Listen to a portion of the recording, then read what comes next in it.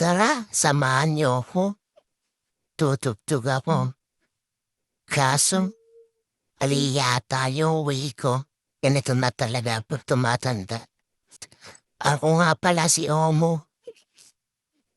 Huli na sa eksena, pero nagbabaka sakaling nasa tono rin. Kagaya ng mga inahangaan ko sa eksena ng musika. Hindi ako napapasikat. Ayaw ko rin naman sumikat. Ayoko maging epal at ayoko din maging epal. Ang gusto ko lang, kumanta. Iba kasi ang nabibigay na ligaya sa akin. Habang ako'y kumakanta. Always thankful at lagi nagpapasalamat sa Diyos sa mga tao na pampakasiyuan at kumukuha sa akin para kumanta sa kanilang mga event.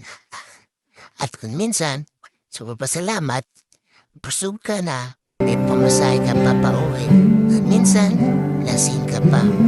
Ako nga pala si Omo, nagbabaka sakaling nasa tono rin.